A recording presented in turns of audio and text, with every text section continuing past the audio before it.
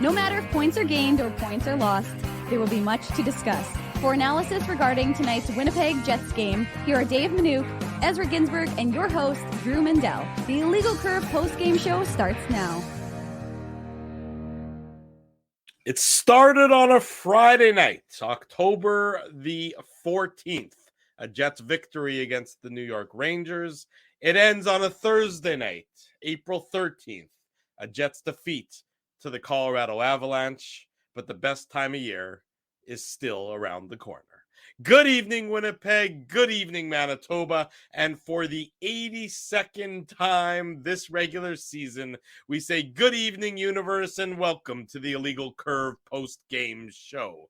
With Dave Manouk, with Ezra Ginsburg, we got the band back together, all together, for this final regular season post-game show, here to discuss the Jets and the Avalanche. We'll look forward to the playoffs a little bit, have a little bit of fun, all sorts of shenanigans in store as we wrap up 82 regular season games worth of the Illegal Curve post-game show. Good to see both of you gentlemen on this Thursday night. I know that for one, it was sort of nice. This game, as I hit my microphone, we're already off to a great start.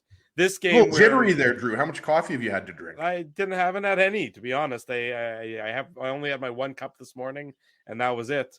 But I was thinking about it before the game started, or before the post game started. This one game, this really the only meaningless game of the season so far, and it's going to be the only meaningless game of the season, of course. Much better than last year, where the last sort of 6 weeks worth of games were meaningless as you're sitting there sort of dreading the post-game shows. Tonight, it's nice. It's relaxed. We got the intensity and the fire out on Tuesday night after the Jets' victory against the Wild, and they clinched the playoff spot then. Tonight, a much more relaxed, much more chill environment, I would say, permeating everybody for tonight's Jets-Avalanche game.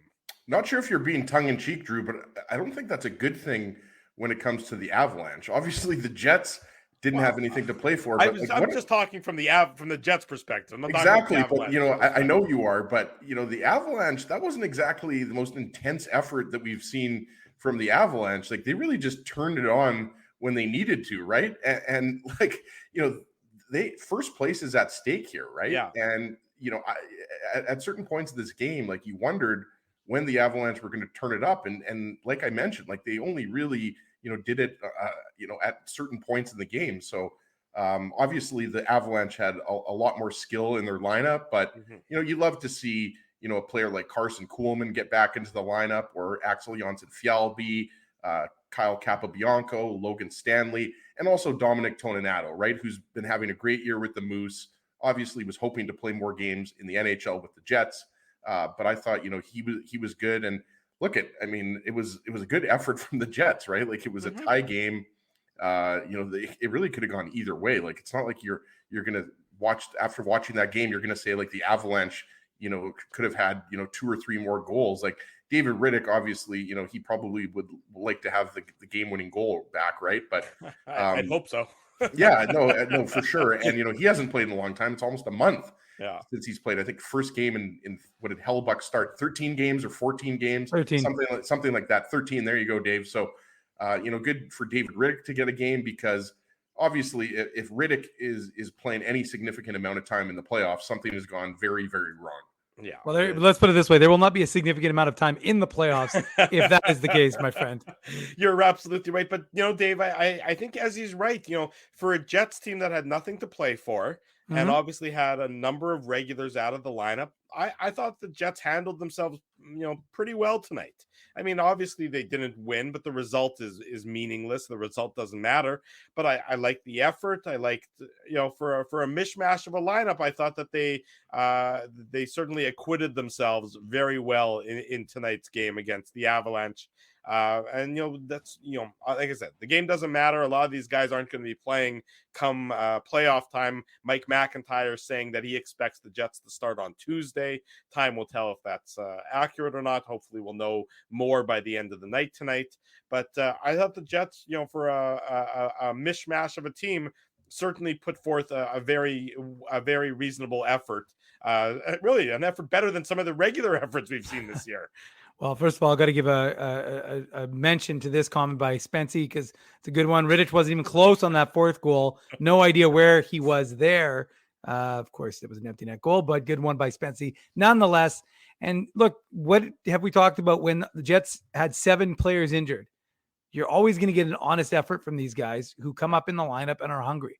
And as he said, Carson Kuhlman, all of these guys, Kyle Capobianco, they wait their turn. They wait patiently to get back in the lineup. Logan Stanley, David Gustafson, they're champing at the bit, not chomping, to get in that lineup and have some sort of impact. So when they actually can, I mean, look, these guys have been sitting around practicing for months. I actually was a little surprised actually that the Jets didn't choose to send Axel Jonsson-Fjällby down to at least get him some games with the Moose because he's eligible. And get him keep him in game shape at least a little bit because you can. Why not? And you've got the extras in Kuhlman and Gustafson if in case you need someone in a pinch. But the fact is that all those guys went in, and I thought they played a good game, and I thought they played an inspired game because you could see them working hard. And it wasn't, like I said, it wasn't a significant effort. But I mean, look, the Jets started that second period out shooting the Avalanche, defending Stanley Cup champs, who have something to play for in that game. They outshot him 7-1 to start and obviously had the one goal in that stretch.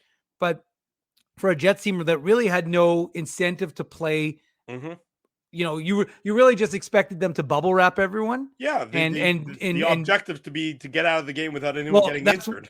That's why we were listening to the broadcast. Ez and I were here at my place and you weren't watching it.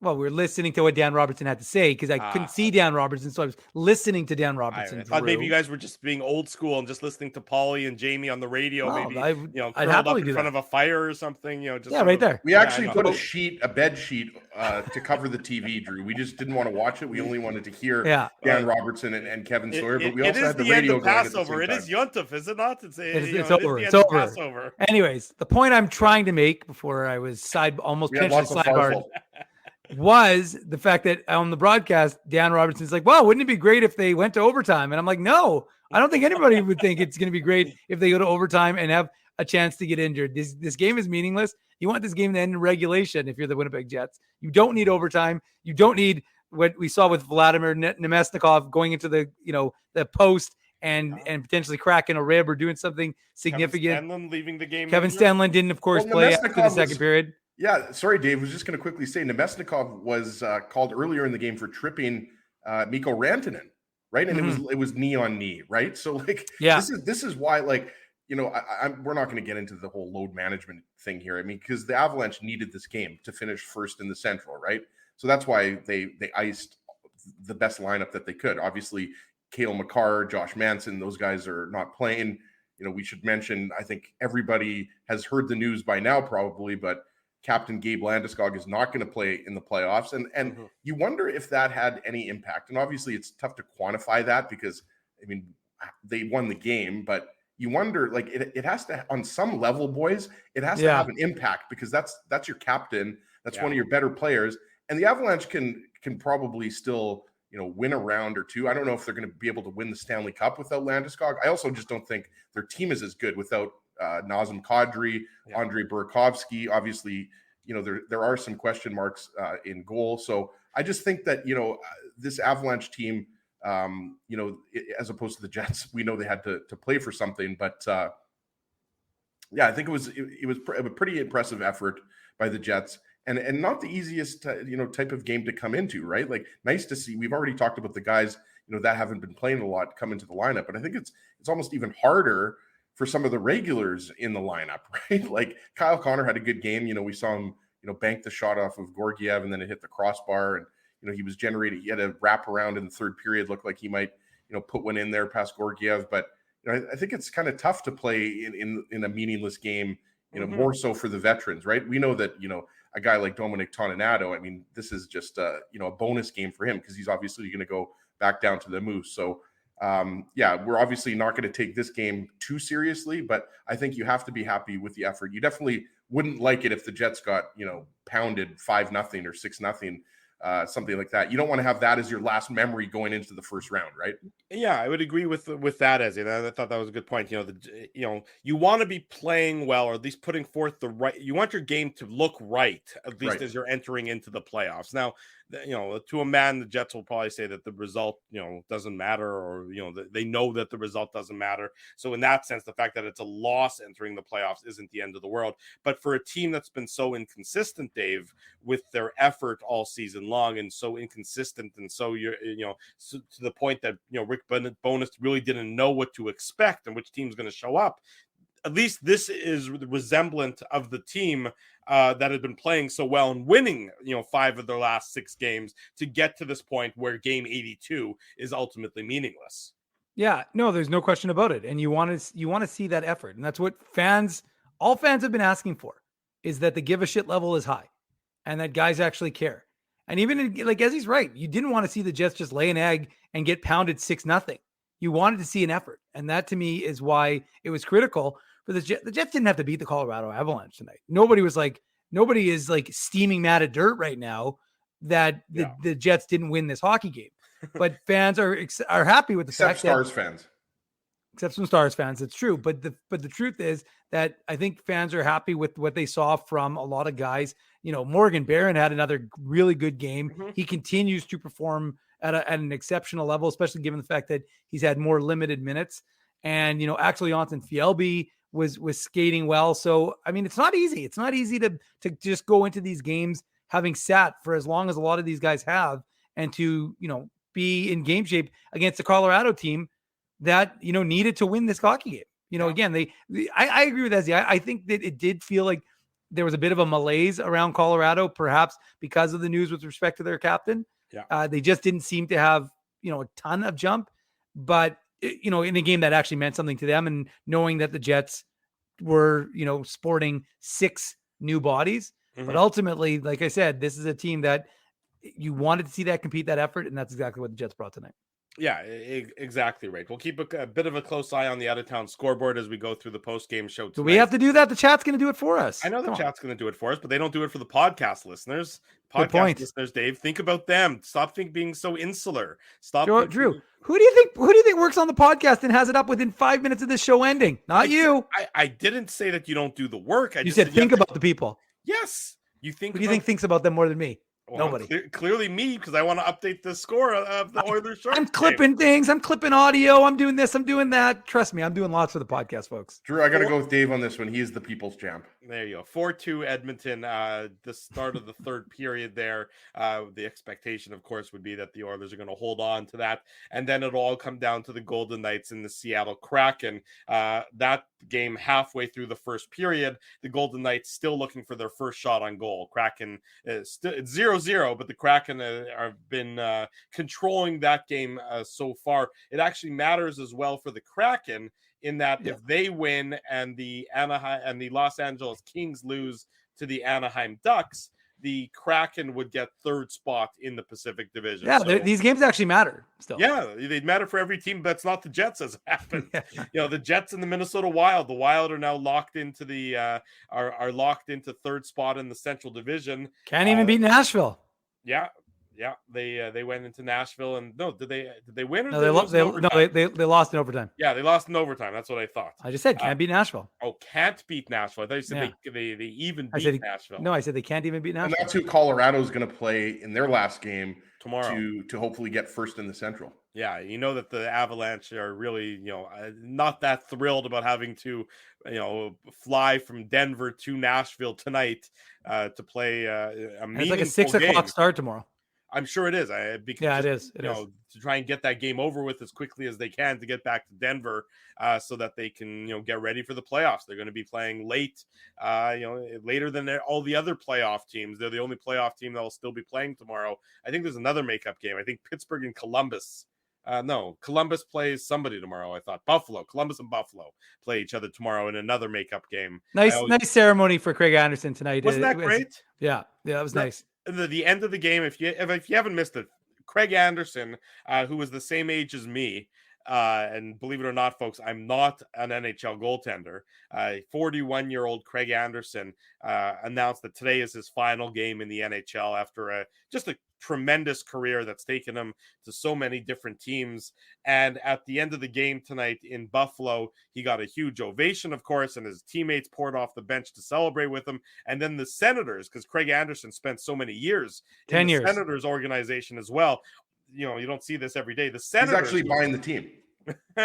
He's not quite buying the team, but the Senators came over and they celebrated with the Sabres players and with Craig Anderson all on the ice tonight. So that was sort of a nice scene that you don't see every day, in the NHL. But Game 82 didn't really matter for anything. It's sort of you can celebrate the individual rather than some of the team that we on a night like tonight. We say good evening to everyone. It's the Illegal Curve post-game show here on our YouTube channel. Oh, hold on, Drew. A little late on the updates here. Oh, well, sorry. I was talking. Thank you to the... what were the people in the podcast going to think? Thank you to Wara33 in the chat, who's saying that Vegas has opened the scoring on their first shot of the game. Riley Smith has opened the scoring. So 1-0 Vegas. And what is this, Vegas lunch? No, it's not. I'm just updating the scores. People, have their strong opinions if they'd rather see the Jets play the Golden Knights or they'd rather see the Jets play McDavid and Draisaitl and the juggernaut Edmonton Oilers. The Jets need to play Vegas, let me tell you. They don't want to face Edmonton right now. I don't think they want to face Edmonton either. Not that Vegas is going to be any sort of pushover, but I think no, that's not at all. I don't think anybody wants to face Edmonton right now. Not the way McDavid and Draisaitl are playing, and Skinner's playing well too. Skinner's playing in goal for them. He's shored up the goaltending once finally. I mentioned this to Dave in the third period. Has anybody had a quieter 100-point season in recent memory than Ryan Nugent-Hopkins? Like, it's unbelievable. It's like he just third fiddle on quietly. Yeah, it's like when you have a guy putting up 150 points, plus he could get more. Doesn't he have like 40 goals and like 60 assists? Yeah, something like that. Yeah. Like his numbers are like, he's got almost 40 goals, I think. I think it was like 37, 38. He would be leading, 28 different teams around the NHL in points, but on the Oilers, he's third. Yeah, I know, they're incredible. What is this, Oilers lunch? That's why you don't want to play the Oilers, because especially with Matthias Ekholm back there. I think that's going to go down as one of the best. I expect that'll be the best trade deadline acquisition this season. Matthias Ekholm just does so much for the there's something like 17-3 since that trade. Well, right? that's what I'm saying. It's just absolutely dominant. And we'll talk about that, of course, if the Jets end up playing the Oilers in extensive detail on Saturday morning, the Illegal Curve Hockey Show, 9 a.m. It is your most comprehensive playoff preview. The three of us will be delving deep into the Winnipeg Jets versus ? As well as all the other playoff matchups that are going to take place because, of course, the playoffs begin Monday. Mike McIntyre reporting he expects the Jets to start on Tuesday, but time will tell if that actually comes to fruition or not. Nonetheless, let's get into the Betway game recap for tonight. It's brought to you by Betway, one of the most trusted voices in sports betting, both in Canada and all around the world. Title sponsor here of the Illegal Curve post-game show. Betway is the sports betting app that puts you, the customer, at the forefront with a large selection of betting options and sports, as well as strong promotions and fair odds. What are you waiting for? Head on over to Betway and bet your way. Must be 19 years or older to play. Please play responsibly. Colorado opens the scoring, 13:33 mark of the first period. Dennis Malgin, his 13th of the season, assist to Lars Eller and Alex Newhook. Couple things you don't like on this goal. First would be the juicy rebound I say that David Riddick gives up here. And second of all, the fact that Dennis Malgin is behind both Jets defenders and wide open, and able to deposit the rebound past David Riddick. So a couple breakdowns on this one to allow the Avalanche to open the scoring, Ezzy. Yeah, it was Saku Manalainen who couldn't clear the puck, if I'm not mistaken. And Malkin was flying around in this game, and he's been a guy that played for the Panthers, played for the Leafs. And yeah, it's just like, putting the puck on net and getting the rebound, right? So Malkin's a guy that, not Evgeny Malkin, almost said Malkin there. Yeah. But yeah, he's a guy that, I believe he's tied his career high, or this is his career high, but goes to the net. And yeah, it's a rebound and he gets in behind the D. But yeah, it's just a combination of a bad turnover at the blue line and, just some quick, decisive puck movement by the Avalanche and a nice rebound goal by Malgin. I thought he was noticeable tonight. Like, again, going back to what I was saying before, like this was there was every reason for the Avalanche to be dominant in this game, right? No Ehlers, no Scheifele, the list goes on and on. How many regulars were out? I think 5, right? Or was it 6 regulars out of the lineup? 6. There you go, Dave. So, I mean, this was not a dominant game by any stretch of the imagination, but that was a pretty dominant sequence by the Avalanche. Yeah, I would agree with that. Quick update regarding Kevin Stenlund, Dave M, before I let you chime in on this goal. Jets head coach Rick Bowness, this is courtesy of our buddy Ken Wiebe, who's on site in Denver, said there's no real concern over Kevin Stenlund leaving the game early with a lower body injury. He should be ready for game 1. So there you go. There's your update pertaining to Kevin Stenlund. Seems like all is well with the Winnipeg Jets 4th line center and a goal scorer in tonight's game, which we'll get to a little bit later on. But for now, Dave M, your thoughts on the first Avalanche goal? Well, just quickly, I mean, it's a smart move by the Jets not to bother putting him out in a meaningless game, and risking him potentially getting, additionally injured if he was at all, So I like that precautionary move to ensure that he's, just don't take any risks, because you like what Kevin Stenlund's done with that 4th line. Jets do, at least. They've liked what he's been able to do in terms of faceoffs, in terms of on the PK. So the fact is that you didn't want to take any risks, and you didn't need to. Of course, guys just get more ice time. Guys are usually okay with that. But I mean, as he's right, like the breakdown you don't like, and I certainly don't like that rebound by David Riddick.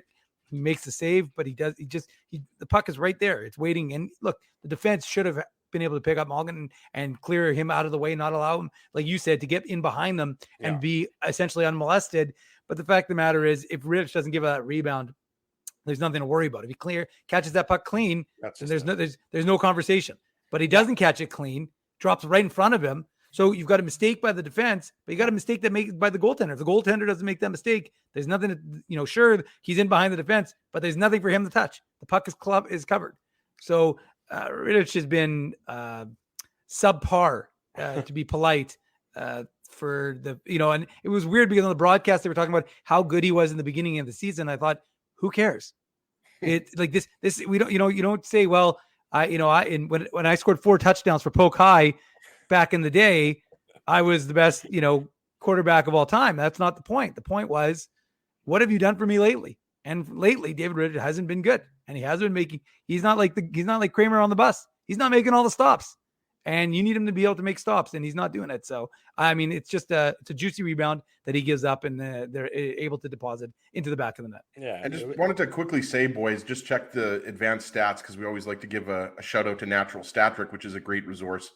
That line of Lars Eller, Alex Newhook, who am I missing here? Newhook and the goal scorer, Dennis Malgin. That line, that's the third line for the Avalanche. They had the best even strength performance for the Avalanche forwards. And, that's something that, even though just quickly here, we'll maybe get into this more on Saturday, because we got some more goals to get into here. But like, that was one of the reasons they acquired Lars Eller. That was the only player the Avalanche acquired at the deadline. They knew that Landeskog was not coming back until the first round at the earliest. So if Lars Eller is your third line center, I mean, that's pretty good to me. JT Compher is having a career year. Yeah. He's been centering that second line. So going back to what I said, I don't think the Avalanche are the Stanley Cup favorite right now. I think there's probably at least 3 or 4 teams in the East that are better than the Avalanche. But I'm just saying, like, I don't think that, the Avalanche, even without Landeskog, Makar's got to be healthy for sure. But I just think that line of Newhook, Eller, and Malgin, the stats back it up. That was their best line tonight. Yeah, and they opened the scoring to make it 1-0, and that's how it was after 20 minutes. Neither team getting any more than what they got there. The Jets did kill off 2 Avalanche power plays in that first period, so the penalty kill continues its strong play. The Jets opened the scoring in the second period and tie the game at the 2:15 mark. Axel Jonsson-Fjällby, he's got speed. Neil Pionk and Brendan Dillon with the assists. And again, it's the other way around, Drew. The Jets had 2 power plays in the first period. You're right. The Jets had 2 power plays in the first period. I was reading it backwards. You're absolutely right. I'm sitting there going, sometimes you say anything and you're very authoritative. So I was like, oh, okay. Guys, this game was meaningless. I mean, you could argue, did this game even happen? Well, I mean, it did happen. We all watched it, and we're all here talking about it. But you're absolutely right. The Jets had the 2 power plays in the first period. Keeping you honest there, buddy. Thank you. I appreciate the help. And of course, it was a jumbled mess of a couple power play units for the Winnipeg Jets. So you really can't read too much into. Although I will say, and I don't know about you guys, but I was outraged that Nikolai Ehlers wasn't on the first power play unit.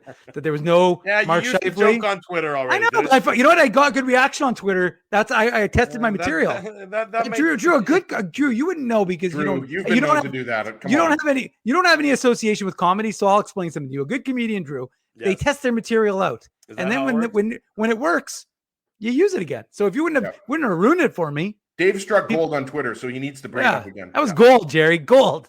Good to know. And nonetheless, you're right. The Jets power play had 2 opportunities in the first period, was unsuccessful. They got going in the second period, 5-on-5. Axel Jonsson-Fjällby, his first game back in the lineup in a while, must feel good to him to be able to get a goal. He does his 6th of the year, assist to Pionk and Brendan Dillon. It's a point shot from Pionk that Axel Jonsson is able to jump on the rebound, almost like while he's flying by it. He tucks it past Alexander Georgiev to tie the game up at 1 early in the second period, Dave. I'll go. I was ready to go. Okay. You never go to me on that one. Drew, Dave was muted there. Yeah, okay. The IKEA line struck there. We got 3 Swedes on that line. And you know what? Like they provide a lot of offense. They provide a lot of energy, is what I meant to say. A lot of offense. Yeah, no, that's not necessarily the case. I mean, Gus Bus is still looking for his first of the year, right? But again, I mean, going back to what we said before we get back into the goal, it's just nice for these guys to get ice time because when you acquire Nino Niederreiter and Nemestikov at the trade deadline, that bounces other guys out of the lineup, and that meant that Carson Kuhlman and Axel Jonsson-Fjällby weren't playing much. In the last however many games, 10 games or whatever. So I like the energy that those guys brought. And I mean, he outmuscles former first overall pick Erik Johnson there. Erik Johnson's a big boy. You guys know that, right? So to me, that's what that is. Just going to the net, outmuscling Johnson, outmuscling Johnson, who's got a lot more weight than Jonsson-Fjällby. And yeah, just a nice little point shot from Pionk. Dylan sets his, I believe it's career high or tied his career high for points in the season. Had a nice little intermission chat with Dan Robertson. Really like that. But just good work by Jonsson-Fjällby in front of the net on that goal, Drew. Yeah, exactly right. Go hard to the net, get pucks through. Cliche. But there's a reason why they are cliches. They are usually rooted in truth. The Jets then take a lead. They take a lead. I just want to quickly add, as he was right, it was the career high for Brendan Dillon for points. He got 23 at 22 twice with the San Jose Sharks. So now he has 23 here with the Jets. Ties also his career high for assists, which was 21. So a good season for number 5. Yeah, certainly was a very solid season for him. I would say that just, a lot of times he just sort of was doing his thing, being a physical defenseman and trying to keep the opposition away from the front of the net, and certainly had an impact in the game against Minnesota on Tuesday night, impacting his fist into Ryan Hartman after Hartman's hit on Nikolai Ehlers. The Jets take the lead at the 14:59 mark of the second period. It's a shorthanded goal for the Jets. Talk about this one sort of came out of nowhere. Kevin Stenlund getting his 6th of the season, assist to Morgan Barron. It's a great play, great pass by Barron, and Kevin Stenlund is going hard towards the net, and he's able to really sort of bank it in. It looks like Nathan McKinnon maybe got a first piece of it, and then Stenlund was able to get more of it and get it past Georgiev. It was never really perfectly clear on the broadcast exactly whose stick went off at what point in time. But unless they do like they did to Kyle Connor and take his goal away from him the next day, they did that on Wednesday. I guess they took away, gave it to Dylan DeMello and instead. Gave it back to Dylan DeMello after they reviewed the tape a little bit more. But for now, and I think it's going to stay, Kevin Stenlund getting his 6 shorthanded here, Dave. Yeah, and really the work, they both get credit. I thought Morgan Barron was excellent again, and I said that to start the show, but you really see the work that he's putting in his first full season up with the Winnipeg Jets. His compete is really high. I think Dan Robertson favors him a little bit since they're both East Coast guys, but it's interesting to watch the development of a guy who hasn't hung his head. He was up, he was getting more ice time. Now he's on the 4th line, but he's still got that same sort of work ethic, and he's still, pushing for more. And I mean, he's getting opportunity on the PK, and he's looked really good. And there's another example, him and Kevin Stenlund. I mean, Morgan Barron, again, first of all, he makes the play happen. He recognizes the opportunity, uses his legs to create, waits, just kind of goes just slightly wide, I think, to give Stenlund enough time to catch up and kind of create that opportunity, because he can see it forming. And good on Kevin Stenlund, like you said, Drew, to power through. He's got McKinnon with him, right? And you're sitting there going, that's not an easy guy. Ezzy and I were talking about what McKinnon did in the third period, how strong he is. But good on Stenlund for going. And I don't know where he got injured. Ezzy and I watched it back a couple of times. Yeah. And it appeared that he may have caught his leg almost like he caught a rut in the ice, because his leg went around Gorgiev's pad a little bit awkwardly. So I don't know if it was net there. That was as forceful as you get when you're driving the net. And it was McKinnon who was the back check. And I agree with you, just watching the replay here, because we all know Barron had the burst of speed, the turnover. But, he played that perfectly, right? Like, put the puck exactly where you want to. Mm-hmm. And I agree with you 100%. Like, I think, Barron, he could have kind of, he could have taken that demotion to the fourth line and not really had an impact in the game. But what he's done, like you said, Dave, is, he's made Rick Bowness and the coaching staff notice how well he's played. And if he does need to move up into the lineup, if there's a hole, I should say, he can play on the second line. We obviously know he can play on the third line with Lowry and Appleton. And I also think too, I mean, we know that the Avalanche tied it up on the power play, but at the time, I mean, that was a huge, momentum swing for the Jets at the time, because if you remember the first, 8 to 10 minutes of the second period was all Jets. Like, they were playing really well. Yeah. And then that power play, you thought was going to be killed off. And then we know it wasn't, because Rantanen made up for his turnover there. Cause I think it was Rantanen who turned over the puck to Barron, if I'm not mistaken. Right.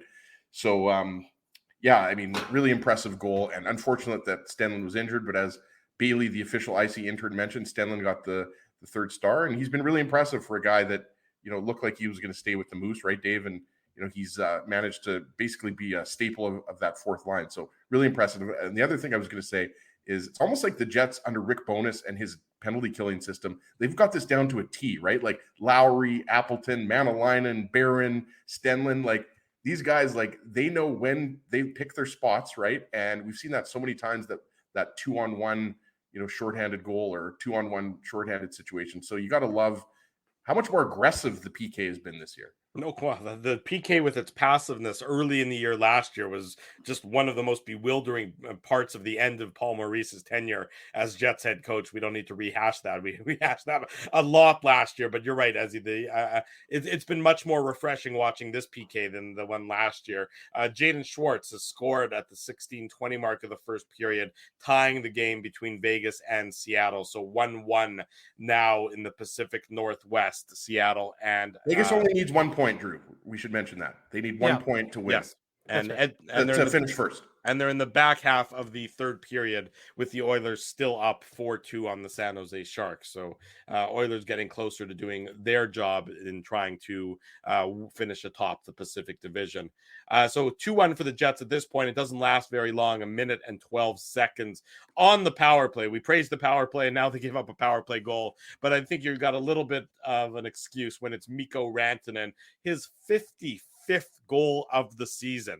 Again, double nickels, as Dan Robertson said. I've never heard that before, but I like that. Well, it's a good line. So 55 for Mikko Rantanen.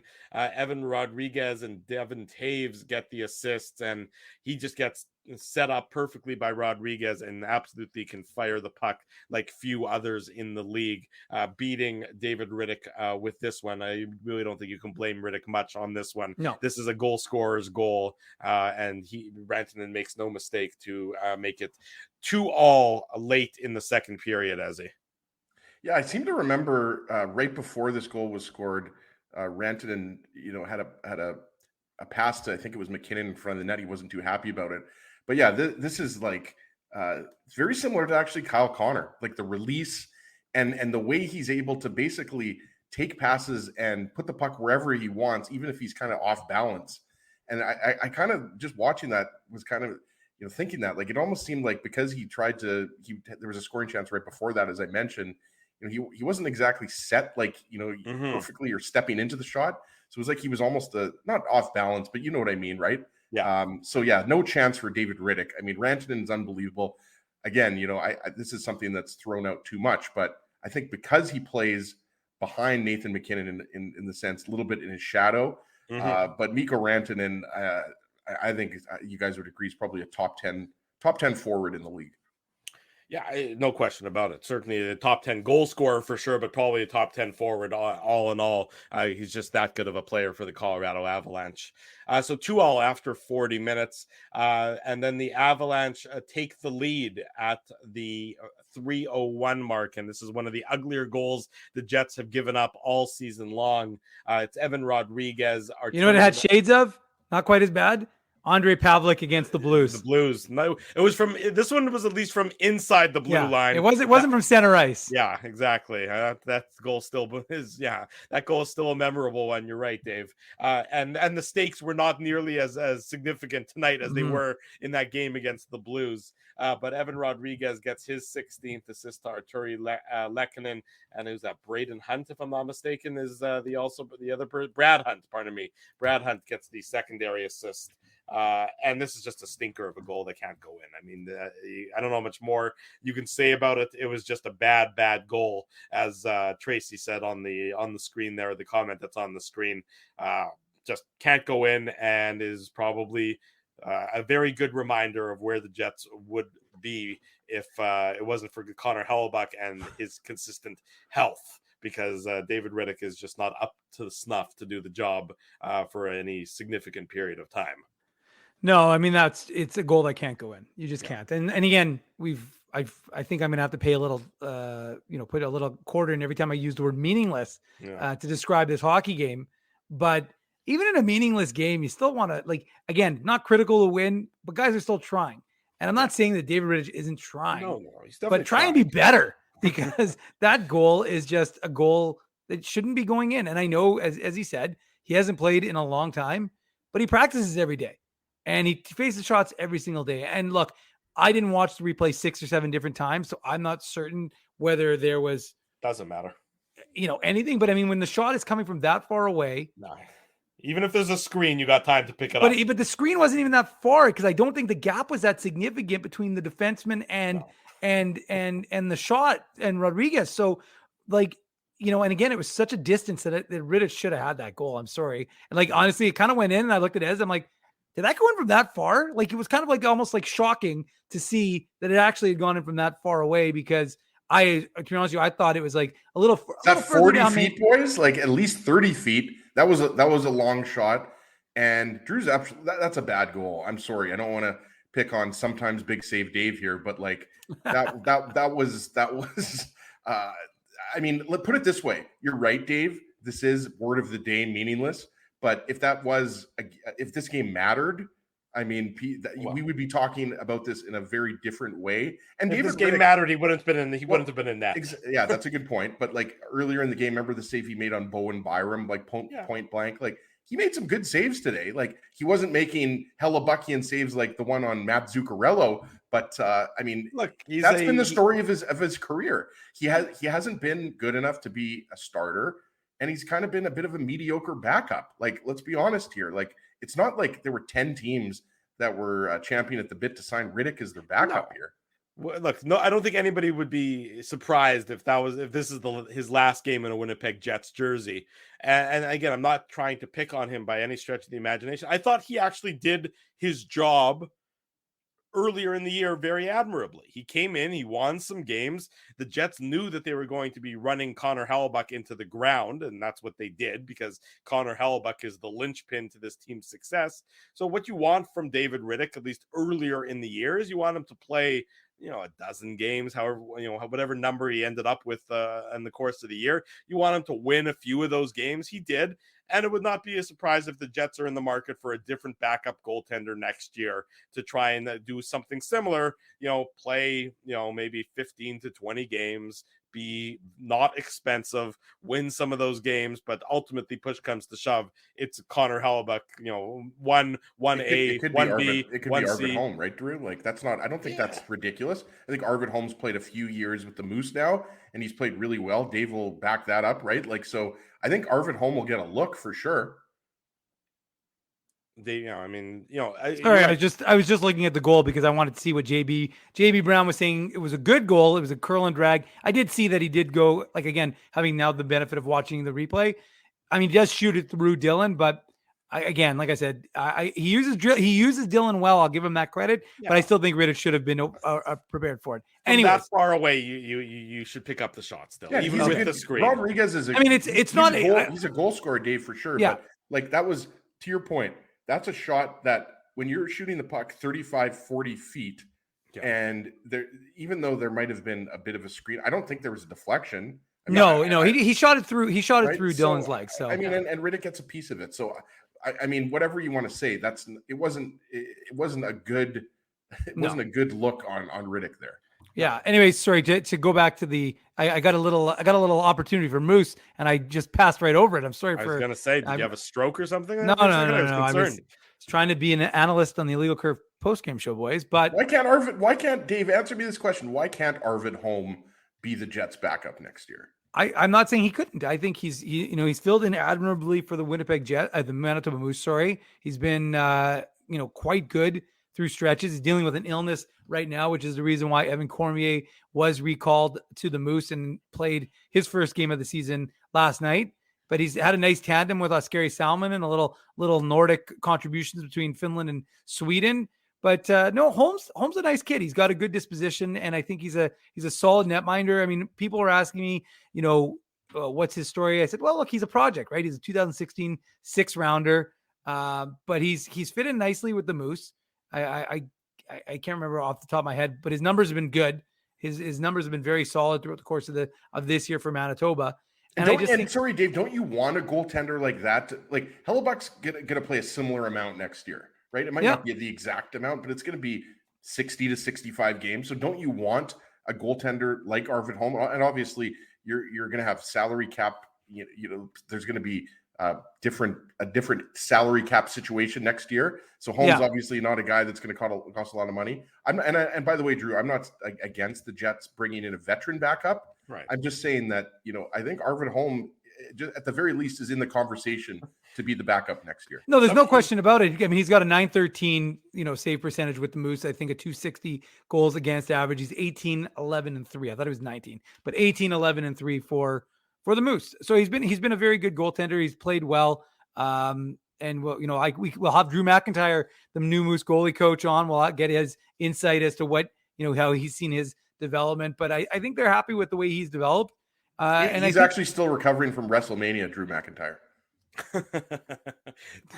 I got Dave has no idea who that is. He did not understand that. Don't know, there's a wrestler who goes by the Scottish Psychopath, and he carries a sword with him to the ring, and his name is Drew. I didn't understand it, but I was appreciative of Brent giving me a little dap for saying Nordic, not Scandinavian, like some other people do. Just saying. Well, Sweden and Finland are Nordic. I know, that's why I said Nordic, but he said a lot of people say Scandinavian. Finland is not Scandinavian. No. Okay, well, look at the geography lesson. Anywho, let's just say that I think Arvid Holm could be in the mix for now. The Jets may want a more quote experienced, but I mean, there's no reason to think that he wouldn't get an opportunity as well. Oskari Salmon, they're both solid. And again, like I said, the reality is, like, guys, well, I mean, look, we shouldn't be jumping to any conclusions with respect to what's going to happen and what the Jets are going to look like next year. But going on the presumption that Connor Hellebuck is your goaltender, the backup goaltender will be far down the list of priorities, I suspect. Well, I mean, presumably that Connor Hellebuck is the Jets goaltender for the entirety of next year. Yeah. And if he is, then, he's going to play 65 games. So you really just need someone to get in that 15 to 20 range. And I think that Holm could probably do that at this point. We criticized David Riddick, but we should give him praise. He did stop Lars Eller on that penalty shot. That came about halfway mark of the third period. Why isn't Nathan McKinnon taking that penalty shot? Well, I mean, I don't know. He was the one that was tripped. Well, would you like me to ask Jared Bednar? I'm not. Really I'm just throwing it out there, boys. It's a post game show. We're having, we're having good discussions. I was a little bit surprised that I don't know if McKinnon was shaken up there or anything like that. It's just like Eller, I think has been a good guy in the shootout. Like, obviously, there's a reason why they picked But you know what? Lars Eller. I just thought that, why not give that to McKinnon? It's such an important game with playoff implications. That's all I'm saying. I just thought McKinnon was going to take the shot because he was the one that was tripped. We have breaking news, courtesy of Kenny's water bottle. Drew McIntyre is the Celtic warrior, not the Scottish psychopath. So the Scottish psychopath is somebody completely else. Perhaps you've made up your own wrestler entirely. Nope, that's wrong. Because Sheamus is Irish and he is the Celtic warrior. Oh, now we have Sheamus is Irish. I would know because I'm. Hold on, I have a question. What's the bigger controversy? That or the fact that it was people who were thinking it was Ellers who was actually tripped? Hence the reason why he took the penalty shot.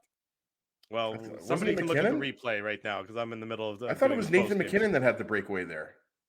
Well, we have. I thought you were right too, to be honest with you. But there's some other folks who are saying it was Eller. I could have sworn it was McKinnon as well. But. And back to Kenny's water bottle, who's trying to outsmart me here. No, it's Sheamus, who's the big Irish guy. I'm a quarter Irish, I know. Drew McIntyre is 100% the Scottish psychopath. Wait, Drew McIntyre, the goalie coach for the Manitoba Moose? No, he's just the goalie coach for the Manitoba Moose. I'm talking about the wrestler.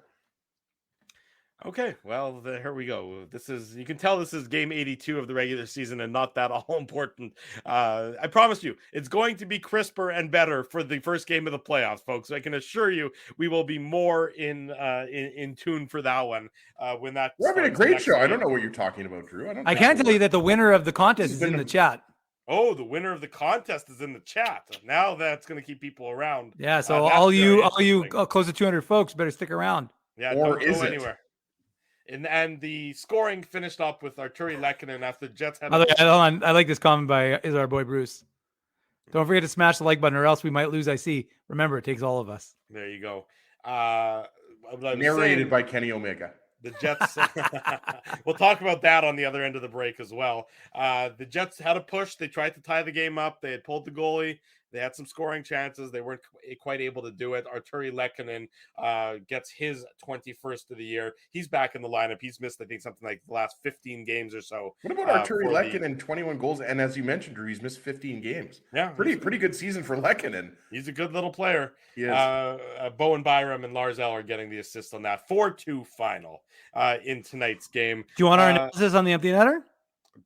No, I don't. My question is, why did the Jets pull their goalie in a meaningless game? Well, because they have to try and tie the game up. I understand it. I was going to say, who's getting the Seagram shot of the game? Is it going to Mikko Rantanen? I think probably Mikko Rantanen. Yeah, I mean, that's definitely You have to pick a Jet, Drew. I don't have to pick a Jet. There's no rules involved. I don't think. Go back. I don't think Drew has picked an opposing player yet. I have when the Jets were shut out. Fair enough. Yeah. Touche. There you go. Now, Mikko Rantanen gets our Seagram shot of the game. For sure, Rantanen. Yeah, Seagram's 83, Manitoba's favorite Canadian whiskey. Get your favorite Seagram's product at any of our local liquor marts or wherever your fine liquor products are sold. Big thanks to Seagram's for their continued sponsorship of the Illegal Curve post-game show. It's a final in Edmonton, I believe. 5-2. The Oilers have defeated the San Jose Sharks. So the Oilers took care of their what they need to do. The Kings are up 3-1 on the Anaheim. Wow, the Oilers beat the Sharks. That's shocking. I know. And it's 1-1 first intermission between the Golden Knights and the Kraken. So we keep an eye on that game to determine who the Jets' playoff opponent will be. Let's head to break. When we come back, we'll talk more about who you think the Jets would prefer to face. We'll talk about Saturday's Illegal Curve Hockey Show. I'm going to make a poll right now. Okay, Dave's going to make a poll. I'm not even sure how we do that, but Dave's going to make it nonetheless. And of course, we'll probably touch on the marketing campaign that fizzled before it even got started. That's True North's latest misstep, in my humble opinion. Stay tuned. Much more to come. It's the Illegal Curve post-game show. The Betway game recap just wrapped up. We have one final contest winner to give away as well. So don't go anywhere. You're watching the Illegal Curve Hockey Show with Drew Mandel, Dave Manouk, and Ezra Ginsburg. Jerry Seinfeld, Chris Rock, Jon Stewart, Dennis Miller, Brad Garrett, the biggest acts and all the up-and-comers. They've all made their mark at Rumors Comedy Club, North America's longest-running independent comedy club. Rumors has kept Winnipeg laughing for over 25 years. When was the last time you laughed out loud? Make it a great night out with friends or book your office or birthday party, even a fundraising event at Rumors. Get all the details and dates on upcoming shows at rumorscomedyclub.com. He winds up. Oh, looks like Ezzy took that one right in the choppers. A blistering fast puck hurts like HE double hockey sticks. That's why I let the pros at Linden Market Dental Center turn my yow into wow. Get your brilliant smile back with state-of-the-art restorative and cosmetic dentistry from real pros. And remember, always wear a mouth guard. Now that's solid on ice advice. Learn more at lindenmarketdentalcenter.com. Creating smiles for life. Whoa, Ezzy, everything okay? You look stressed. Of course I'm stressed. We're moving, the house is upside down, the kids failed miserably at packing the fine china, and my life is in chaos. Chaos! Yes, that does sound like a problem. What am I going to do? Ezzy, relax. Rolly's Transfer Moving and Storage is the answer. With 60 years of experience in moving Manitobans and a track record of exemplary customer service, one call to Rolly's and your stress is gone. No job is too big or too small. Just visit Rollies.com and they will take it from there. Thanks, Dave, and thank you, Rollies Transfer Moving and Storage, online at Rollies.com. Dave, my man, why are you in the car already? It's hours until game time. Drew, it's because I'm stressed out right now, driving around downtown Winnipeg, looking for a parking spot, and I'm not finding one. I've lost Ginsburg. I don't even know where that guy is right now. Dave, haven't I taught you anything? Do what I do. Pre-book your entire month's worth of game day parking with the Grid Park app. It's super easy to use and saves me both time and stress. Well, Drew, I'm not independently wealthy like you are. So I'm sorry that I don't have millions of dollars to pre-book my parking month in advance. What's that going to cost you? $25? How about $5? Come on, $5? No way. $5. I'm not telling you a lie. And our listeners can get a free park with the new special promo code Illegal Curve. Guess what? There's more. There's more, Drew. You're lying to me. What more could there be? Grid Park now has underground parking, so my car can stay warm during the game. So wait a second. All the driving around I do, looking for parking, minus 40, you're telling me I could be toasty warm in a car after the hockey game? That's exactly what I'm telling you. Underground parking. Just download the Grid Park app. That's GRYD Park and use the code Illegal Curve. All one word. You'll park for free your first time. Hi, it's Drew from Illegal Curve here. Selling your home can be stressful, but it wasn't for me. Thanks to my friends at Zappia Group Realty, they made the process so easy. My home sold within 48 hours and with multiple offers. Zappia Group Realty took care of everything with their exquisite customer service and attention to detail. If you want to sell your home for more in less time, get started by talking to Frank and Mauro Zappia of Zappia Group Realty. Online at zappiagroup.com. For 3 generations and over 80 years, Tough Duck has been making apparel that works and plays as hard as the people who wear it. From jackets to work boots and everything in between, Tough Duck's clothing can handle the harshest environments, even the Illegal Curve hockey show. Work to live, live to play. Visit toughduck.com.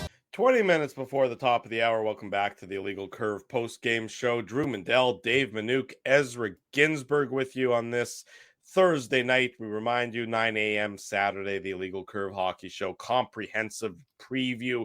You won't want to miss this show. It's all about the Jets and whomever their opponent is going to be. We will dive deep and we will be going into all the minutia about the matchup between the Jets and their playoff opponent. And we have a guest to announce.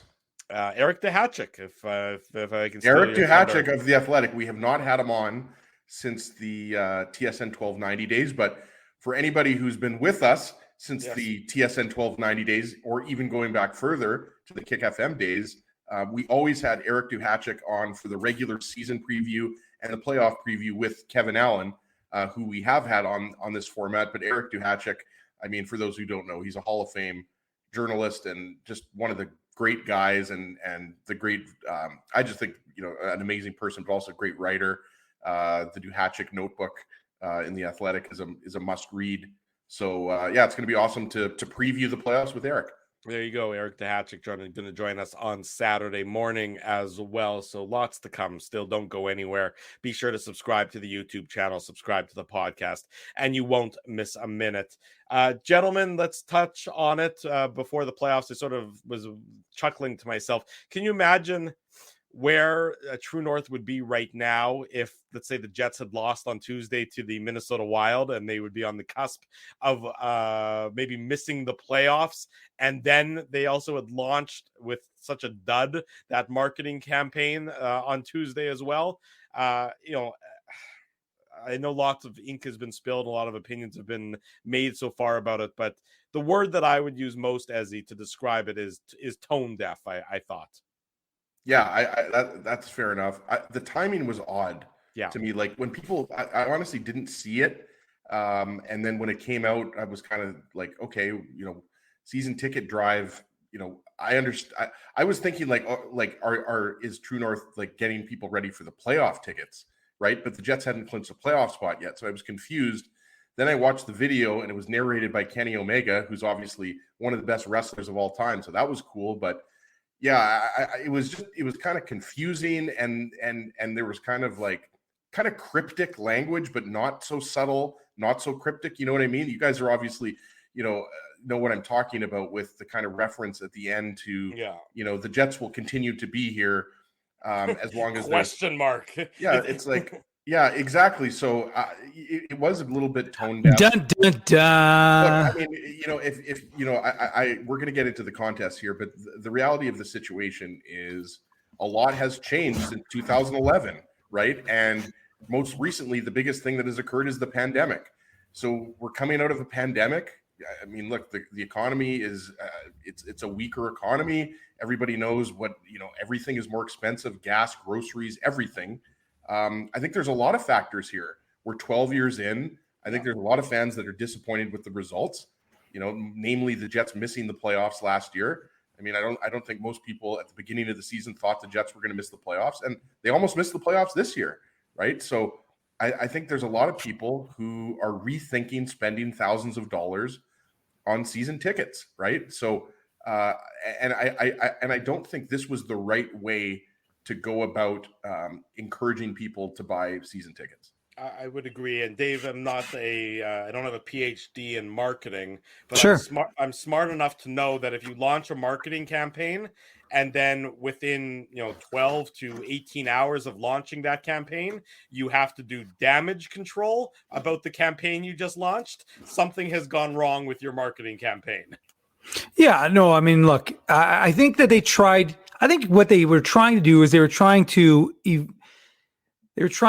capture the emotion of Winnipeggers. The problem is that a lot of Winnipeggers, especially folks who are old enough to remember the Jets 1.0 leaving, who are your season ticket base in large part, a lot of those people who grew up with the Jets leaving, having that scar, live on your soul, knowing that the Jets have left once before.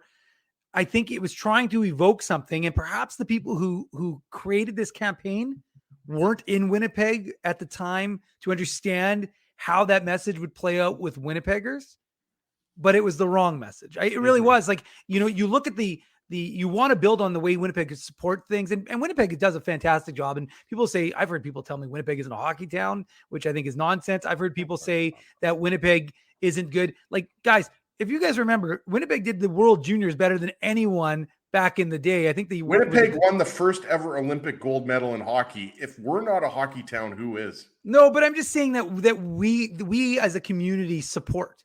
Yes. But it's not unbridled. It's not just like, okay, here you go. You get everything. Blind support. That's right. It's like, again, but I think that the message was trying to, resonate with those folks who are your season ticket base or could potentially be your season ticket base, and evoking those memories, the good memories of the Jets 1.0. But the problem is it played on fear that a lot of folks, felt tone deaf. And look, I saw one of the comments just now, and I'm sure some other folks have said this. Some people weren't bothered by the tone.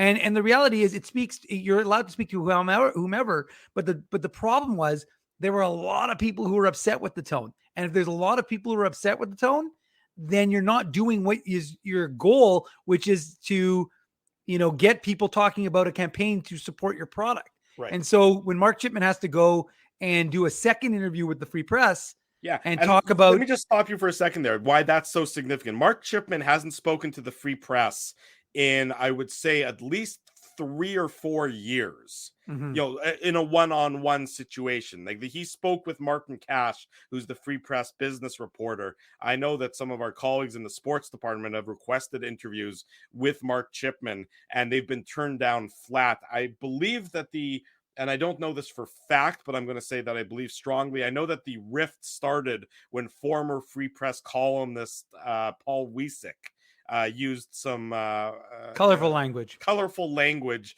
in describing Mark doesn't Chipman matter anyways, and the Chipman family and their in their auto dealership, which they have no reason to be. They should be proud of their successful business. Paul Wiesek colored it in a very negative light and used a sort of a derogatory term with regarding to car salesmen. Anyways, that's not the point. The point I'm making is that he went and he had to kind of flesh it out, and he had to say, listen, like there's no, like literally the headline was, we are not leaving.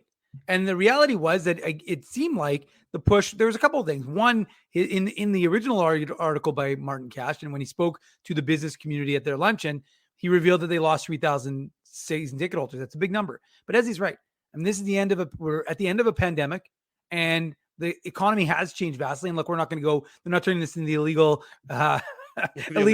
business hour. Yeah, exactly. So it doesn't really make a difference about all those other external factors. I mean, it factors in, but I'm just saying that the campaign, I think, was well-intentioned, but I just think it was poor. I think it was well-intentioned. I think that there's a method behind it. I just don't think that what they tried to evoke didn't hit the right notes with the people that it was trying to reach. And the thing is, people have been criticizing this, and the season ticket holders or Jets fans that have been defensive are saying, well, we need to get the season ticket base up. That's not, you're missing the point. Nobody's mad about that. Everybody agrees that the season ticket numbers need to be higher, right? Like we all remember the drive to 13,000. The Jets got 13,000 season tickets. We did like a 6-hour show on TSN 1290. Right. I think we did it live from the tavern, if I'm not mistaken. You did. Sheldon popped on. No, you did.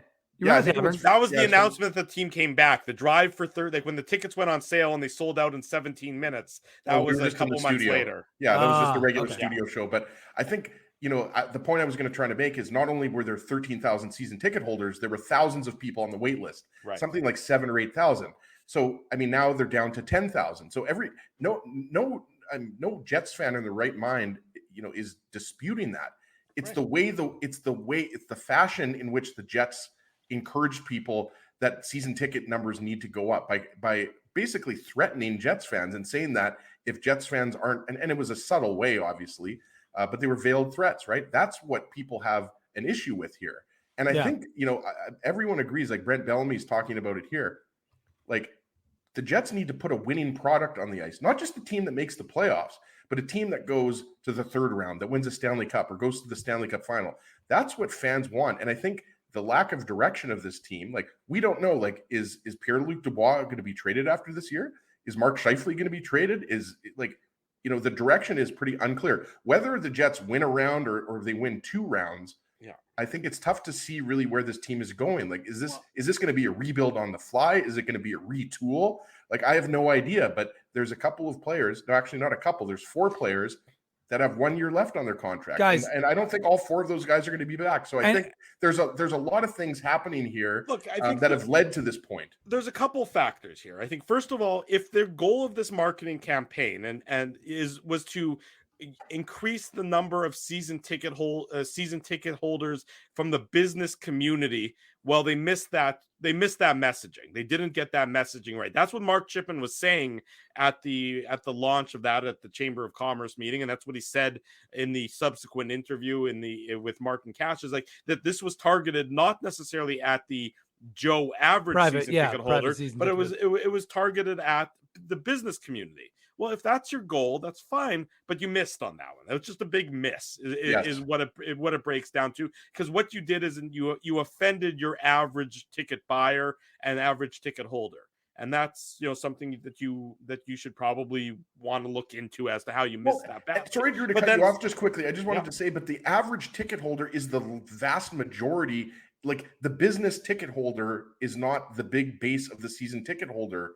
It isn't a big percentage of the season ticket holder base. That's why, to your point, I mean, you should be encouraging everybody, businesses, individuals, families, friends, everybody. And the thing is, that video and that campaign, nobody could tell if that was directed at businesses or whatever. It's just directed at people who want to possibly buy tickets, right? So I agree with you. They completely missed who they were targeting this at. Yeah, they missed it badly, and I targeting still, this too, I should say. Yeah. I still don't see any introspection from True North as to why their numbers have dwindled. I don't see them, and this is something that I think they should have needed to do for years. I don't see them, exploring truly why people have run away. Is it the pandemic? Sure, it might be, but I'll be blunt. It's expensive. Well, it's expensive to go to hockey games. Of course it's expensive. But I'll be blunt is that they don't do enough to make people want to go. They don't do enough to I just don't think they make their buying public feel appreciated and provide a good enough customer service. I've used this example before, but I think it's a very telling example. You buy a ticket to a Bomber game, and you go to the Bomber game, it's $5. It's $5 for a beer up until kickoff. Great. It's a nice little promotion. It's something that makes people, they come to the games, they want to drink a beer. The Jets do something similar, but I think the difference between the two just says everything about it. The Jets do something similar. It's $5 beer, not until puck drop, but it's $5 beer until the end of warm-up. Well, the end of warm-up is oftentimes like 25 minutes before the game begins. That doesn't appeal to anybody. A lot of people aren't even in the building until 5 minutes before the game starts, right? Especially on a Monday night against San Jose, people aren't showing up to the game an hour beforehand for a $5 beer. It's just little things like that. Sure. There's no reason why they shouldn't be able to do the same offering, but it just says, look at the customer service that one sporting event is offering, and look at the customer service and the promotions that another one is offering. So to me, it leaves a sour taste in my mouth when I see that big difference, and I chalk it up to nothing. There's just no reason for it. If you're going to offer the promotion, try and do it so that people can actually take advantage of it. It's just small, easy to fix things like that for whatever reason, which I would describe as low-hanging fruit, they refuse to pick that low-hanging fruit. Well, and I think what it comes down to, and I know that they created that little council. I haven't heard any. No, I know. But look, they did with the intention of doing something. Yeah. I have no idea whether it's for people who don't know what Dave's talking about is it was called a fan advisory council, I believe. Right. Yeah, and they created this with a cross section of fans who will volunteer their time and we've seen them sometimes on the videos, blah blah blah. But I think ultimately, again, I don't know what kind of impact they've had. More importantly, though, I do want to agree with the sentiment by Kenny's water bottle, who said, "I heard the IC guys are using the Jets marketing campaign as our own way to threaten the end of the show unless he supported the show." So he gave us a nice little donation. I'm not going to say that everyone should do that. Hint, hint. Thank you, Kenny. But thank you to Kenny's water bottle. We always appreciate that. It's unnecessary, but we accept it nonetheless. But no, look, it's just, again, hey, look, what do they say? Sometimes they say that, if people are speaking about you, it's better than not talking about you at all. Well, people have been talking about the Jets for some time, with respect to this. They were talking about it on 32 Thoughts or the Jeff Merrick show with Friedman and Merrick. But the reality is, and again, the sentiment is, this Jets, I think the overarching theme is that, look, guys, at the end of the day, Mark Chipman this is a business. He's there to make money. Right. He loves the team. I don't question that, but he's there to make money.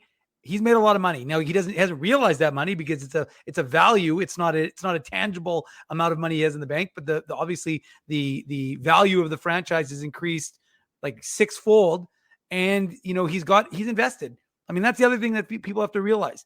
Mark Chipman is invested in this downtown being successful. And one of the things that needs to be successful is an NHL hockey team, I think. So if you're going to have that, what he's building with all the hotels and the condos and everything like that, you need this as your anchor sort of to the downtown. And you're right. And everybody knows that. But I think that, what has irked Jets fans about this whole thing is that they want more value. That's what Drew is getting at here. Like they want more value for what I just think they don't want to be taken for granted, and they want to be treated with just a little bit more respect. And maybe that's also the respect from the general manager in talking to fans and explaining, the course of action and what the plans are and things like that, instead of just saying nothing. I think it's all, it's all sort of part of the culture that they've developed there, and part of the culture that they send out publicly, that this is their image, is that we will tell you what you need to know when we determine when you need to know it, and everything else. And there's no sort of give or take in my experience. And you're right. And the thing is, like, the fan appreciation game, Yeah. the Jets absolutely nailed that, right? Like jerseys off the back, like that, but it can't just be one game, right? Like it's got to be all 41 plus, if there's obviously playoffs and exhibition games, right? But you're right, Drew. I mean, and that's what it's come down to, right? Like it's been 12 years since the Jets have come back. Yeah. And it's not like it was back in 2011, 2012, where again, I want the season ticket base to go up. I want, the Jets to sell out every single game. That's not what I'm saying here. But this is real money that people, you want that as a Winnipegger. You want that as absolutely. As a yeah. And like the people that are saying, about the team leaving, like that's way too early to start talking about that. The Jets have they're the ones talking about it. That's the problem. They're the ones who are they're the ones who put that out into the ether. Now maybe they didn't intend to, but if they didn't intend to, then somebody should have said, hey, what are we actually saying in this video? I'm telling you right now, I'm telling you right now, I really don't, I believe it was just a misstep. I really don't think it was a threat. I think it was a attempt to evoke and to not prey upon, but to try and get people to resonate with people, again, of our age, who buy season tickets, who go to these games, who support this team, and say, you've been down this road before, but not in it. Like, we're not going to do this tomorrow. I really do. I just think it was a bad marketing campaign. I really do. Yeah. Like when I watched the video, that video the first time it came out. First of all, the website came out and it said Forever Winnipeg. I thought, that's a curious name. Mm-hmm. Okay, sure. And then I watched the video and I went, that was odd. And I was thinking, exactly what I thought. I just didn't understand. The message was unclear. The message, everything about it was just not. It was bad.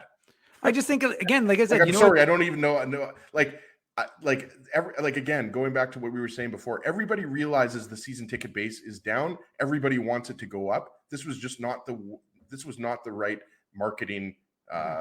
It was not the right way to do it. Ezzy, let me just wrap this up in a neat little bow. If you need marketing advice, come to the three guys who came up with the Grid Park commercial, came up with the Rollies commercial, or the GST line. GST line. I mean, come on, people. I mean, we're not in the business. They'll be bankrupt in no time flat. We're not in the business of working for organizations, but unless I'm doing color for the Moose. I think the saying that we're looking for is the road to hell is paved with good intentions, because I think that's maybe not the name of our show. No, that's not the name of our show, but that's maybe what they had good intentions here, maybe. But like I said, that oftentimes our slogan is the road to hell is paved with good food. That's actually our slogan. Yes, there you go.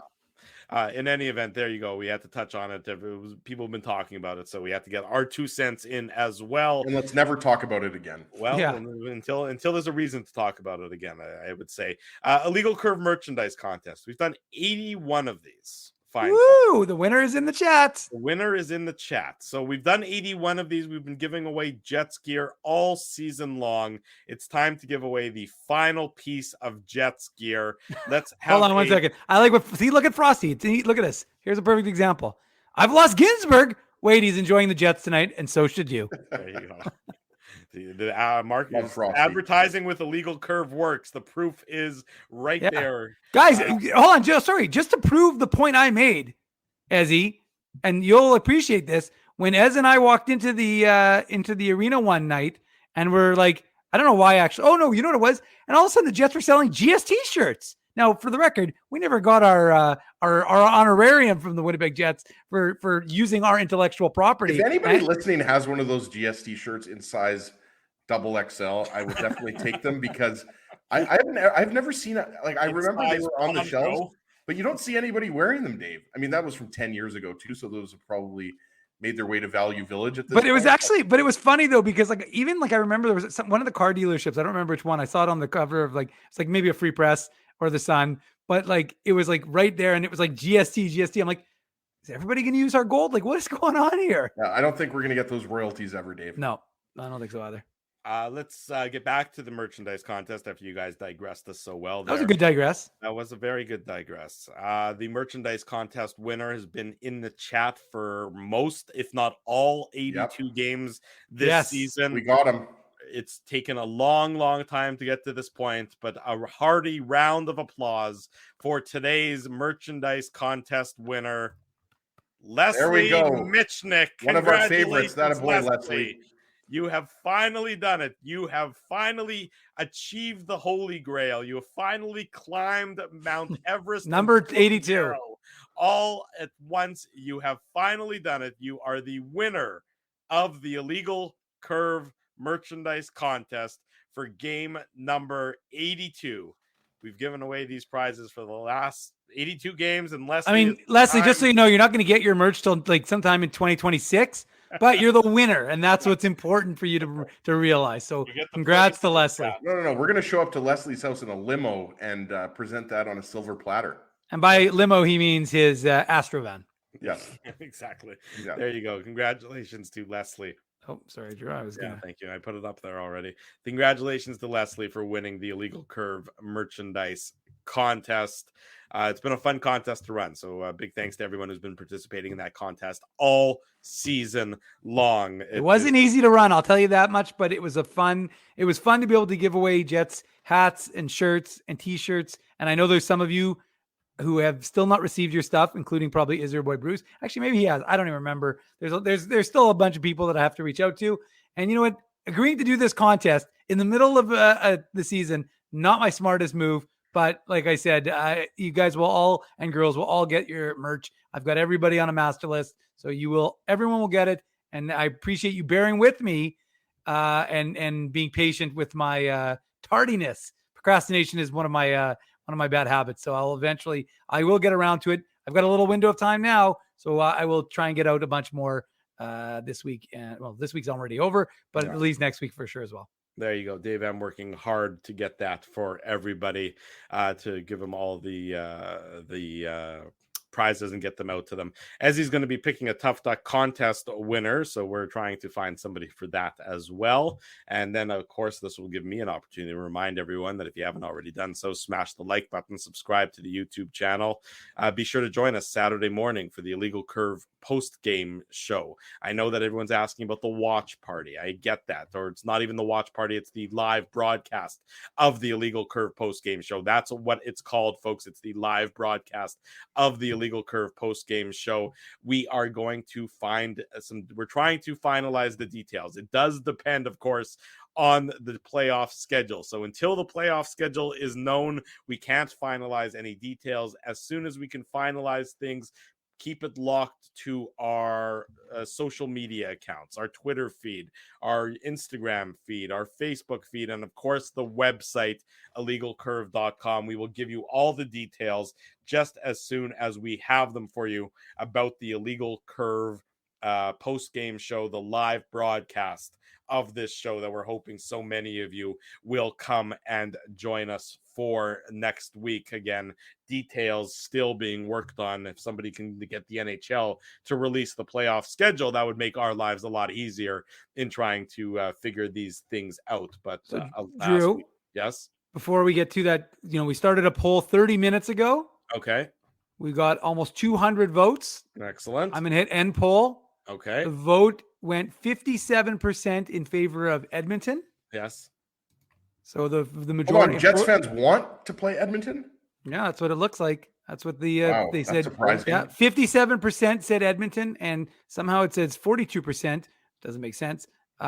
Pick Vegas. So I thought it was going to be like 90% Vegas. So I guess 57% of the audience wants the Jets season to end quicker. I guess that would be people. my assessment on it. True. Come on. Yeah. People have different opinions, and so we'll see. Kenny's water bottle. He was starting to make up some points as to see Phyllis saying on Winnipeg Sports Talk, 80% vote for Vegas. So the audience. I don't know if the audience changed their minds. Who knows? But we will see what happens. It's nighttime. The audience might be more drunk than they were during the day. That's also equally possible. Well, they're going to be late night games. If it's Edmonton or in Vegas, it is going to be some late game 1 and game 2 Illegal Curve post game show. But we expect. Now, look, you guys are all OGs, but there's going to be a lot of other people. You're going to have to show them the ropes because, teach them how to behave. That's right. Because like we saw the last show unexpectedly was like almost 800 folks in the chat, but the OGs, you guys knew what to do. You kept them in line. You're going to have to do that again because there'll probably be a big influx again, but we'll keep things rolling smoothly. Yeah, like Leslie Mitchnick. He waited till game 82. He's an OG. He'll keep it real. Do we need security in the live chat? Is that what we're going to need for the games? Maybe. Wait, is JB offering to buy me a drink at the Greenbrier on Main Street in Rupert's Land? Because that's like my hood. So if that's the case, I'll go there. It's fine. That's our Tough Duck hardest hitting comment. Sorry, Drew, I had to go back. No, it's all good. You got it up there. Yeah, Craig Penner, who's often watching the IC postgame show. Hopefully Craig is watching. This was a meaningful game for the Black Aces. Obviously, talking about the guys that haven't been regulars in the lineup, trying to prove they belong. A number of those guys like Axel showed they did and could compete while doing it. Obviously, Axel Janssen-Fjällby had a big game for the Jets, scored a big goal. And Carson Kuhlman, I thought, looked good. Kyle Capobianco, Logan Stanley, the Black Aces. So, Craig, send me an email, ezra@illegalcurve.com. You are the final regular season winner of the Tough Duck hardest hitting comment. So just send me your mailing info and Tough Duck will ship out a toque. And we are going to continue the Tough Duck hardest hitting comment contest with apparel that is more spring oriented. Tough Duck booty shorts. Very excited to give away Tough Duck booty shorts. And thongs. Don't forget. Ezzy will be modeling both. And then Tough Duck will be going out of business. So there you go. And our eyes will be Oedipusing ourselves. Just trying to Oedipusing ourselves. That's funny. Thank you. That's it for tonight, folks. Go watch the end of the Kraken and the Golden Knights. It's still 1-1 latter half of the second period. We will know within about, let's say maybe an hour and 10 minutes who the Winnipeg Jets will be facing come playoff time and when those games will be. And of course, we will bring you all of that on illegalcurve.com. Big thanks to all of you for joining us tonight. Big thanks to all of you for joining us all regular season long. And we're excited to keep it rolling with you sometime next week, Saturday morning with the Illegal Curve Hockey Show. And then sometime next week with the playoffs. You know that we go through the 82 games just to get to the playoff time. So that's when it's going to be at its most fun. And these chats will be rollicking and raucous, no doubt. Big thanks to all of our sponsors here on the Illegal Curve post-game show. Our friends at Rumors Restaurant and Comedy Club, Linden Market Dental Center, Zappia Group Realty, Betway, Tough Duck, Boston Pizza, Seagram's, Rolly's Transfer, Grid Park, and The Keg support these fine businesses because of their continued support of Illegal Curve Hockey. For Dave Manouk, for Ezra Ginsburg, I'm your host, Drew Mandel. Until Saturday at 9 a.m., we wish you good night. We wish you good luck. Thanks for watching this post-game show and the 81 post-game shows that preceded it. We'll see you on Saturday morning. Thanks for listening to this broadcast from Illegal Curve Hockey. For more great Illegal Curve content, subscribe to the Illegal Curve YouTube channel, follow @Illegal Curve on Twitter, Facebook, and Instagram, and visit your online home for hockey in Winnipeg, illegalcurve.com.